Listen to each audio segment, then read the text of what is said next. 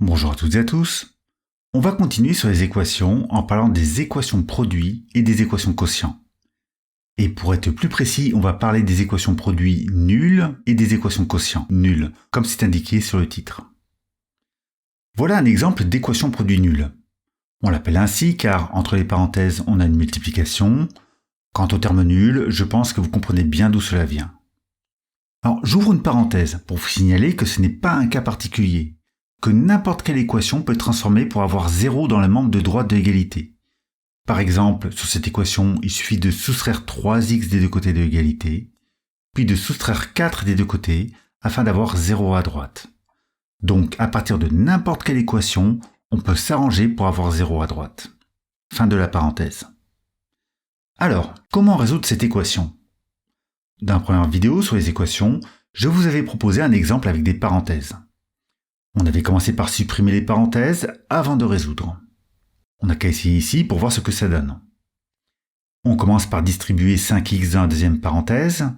5x fois x, ça fait 5x au carré. Et 5x fois 8, ça fait 40x. Ensuite, on distribue le moins 3, ce qui fait moins 3x, moins 24. Et le tout est égal à 0. Si on réduit, on obtient 5x au carré plus 37x moins 24 égale 0. Ce qui pose un problème de taille, car c'est une équation du second degré. Et ça, pour l'instant, on ne sait pas résoudre. Il existe bien une méthode, mais on la verra plus tard. En réalité, ici, il ne faut surtout pas développer. Il faut utiliser une petite propriété assez simple qui concerne les produits. Le résultat de multiplication est égal à 0 si et seulement si un de ces facteurs est nul. En clair, si on a a fois b qui est égal à 0, ça veut dire qu'on a soit le premier facteur qui est nul, soit le deuxième facteur qui est nul. Et si vous regardez l'équation qu'on a à gauche, c'est exactement ce qu'on a. On a un produit nul. Ça signifie que cela peut être le premier facteur qui fait 0, ou bien le deuxième facteur qui fait 0. Et là, tout va bien mieux, car au lieu d'avoir une équation du second degré qu'on ne sait pas résoudre, on a deux petites équations du premier degré qu'on sait parfaitement résoudre.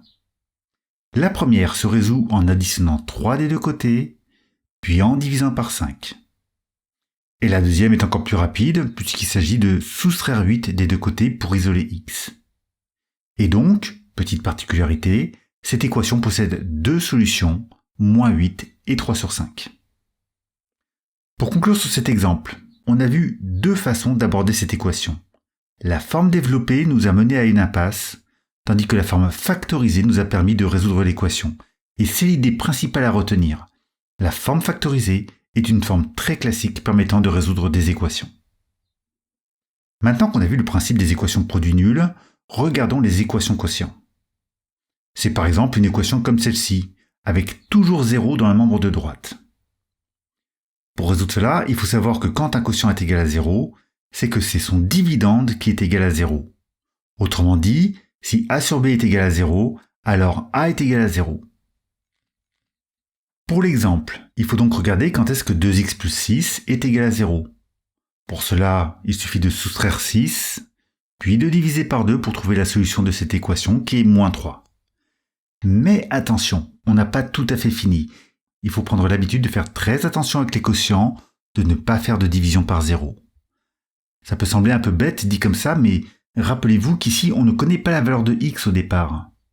Et ça peut nous mener à des raisonnements mathématiquement catastrophiques si on ne prend pas l'habitude de regarder pour quelle valeur de x cette équation n'est pas définie. Oh, ce n'est pas très compliqué, on ajoute 5 des deux côtés et c'est fini. On n'a plus qu'à vérifier que la solution trouvée ne corresponde pas à cette valeur interdite et c'est bon. Alors oui, je sais ce que vous pensez, si on n'avait pas fait cette vérification pour cette équation, cela n'aurait rien changé. Pour celle-ci, effectivement. Mais prenez l'habitude dès maintenant de faire ces deux étapes, de déterminer systématiquement au préalable là où les valeurs interdites pour le quotient. Cela vous évitera bien des erreurs. Voilà pour ce cours sur les équations produits nuls ou quotients nuls, et vous trouverez à suivre une vidéo avec quelques exercices d'application corrigée.